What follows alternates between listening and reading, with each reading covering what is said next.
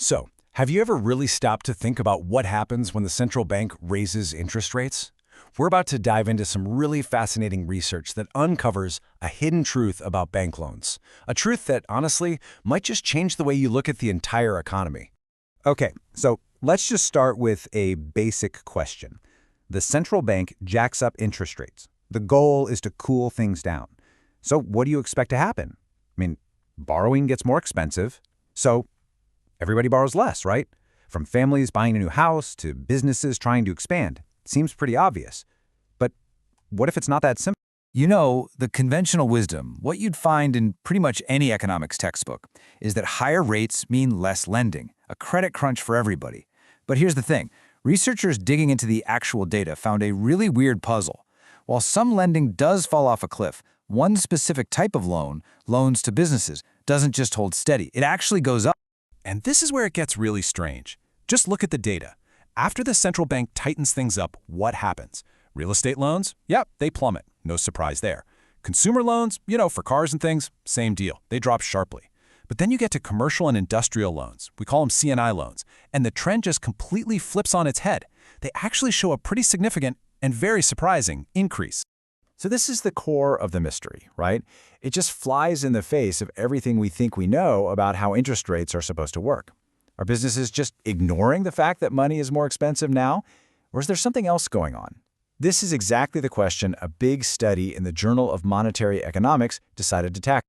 So to crack this case, the researchers came up with a really clever way to isolate what the rate hike itself was doing. They basically created a tale of two different downturns. Okay, so on one side, you've got what they call a monetary downturn. This is our main scenario, an economic slowdown that's happening specifically because the central bank raised rates.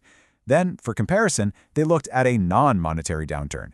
Now, this is a slowdown of the exact same size, but it's caused by other stuff, and interest rates are stable. Think of it like a control group for the economy. By comparing the two, they could finally see what was really behind that weird spike in business loans. So what happened when they compared these two scenarios? Well, this is where the answer just jumped right out of the data. And boom, here it is. This chart just says it all.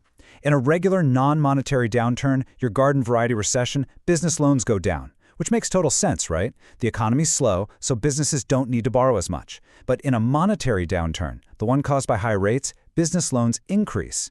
The only real difference between these two worlds is the interest rate hike itself. So, this is the critical point. The interest rate hike isn't just a part of the slowdown, it is the direct cause of this bizarre lending pattern. It's not about businesses suddenly wanting to borrow more for some reason. The research proved that wasn't it. The answer? It lies somewhere else entirely. It turns out the secret isn't with the people borrowing the money, it's with the people lending it. It all comes down to the bank's own playbook when interest rates are high. The research paper puts this perfectly. Think about it. When the market gets choppy and risky, a smart investor doesn't just panic and sell everything off. No way. They rebalance their portfolio. And that's exactly what banks are doing here. They aren't just turning off the lending spigot. They're getting strategic. They're shifting money around, moving it away from some things and toward others. It's a calculated move. The study actually points to 4 big reasons why banks make this strategic shift. They're trying to manage the risk, they're looking for what's profitable, they're hedging against the future, and they are trying to protect their own equity. And while all of these are important, let's zoom in on those last two, because they're really key when rates are on the rise. First up, hedging. Okay, so when interest rates shoot up, if you're a homeowner with a great low-rate mortgage from a few years ago, you're not going to refinance, right? You're holding on to that. Well, for the bank, that means they're stuck with this low-return asset for a long, long time. So to limit that risk, they start selling off those long-term loans and moving their money into shorter-term things, like C&I loans, which are way less sensitive to those big rate swings. And second, and this is a huge one, banks have to protect their own financial health. When interest rates rise, the value of a bank's existing assets, like all those long-term mortgages we just talked about, actually falls. This hits their equity, their net worth, pretty hard.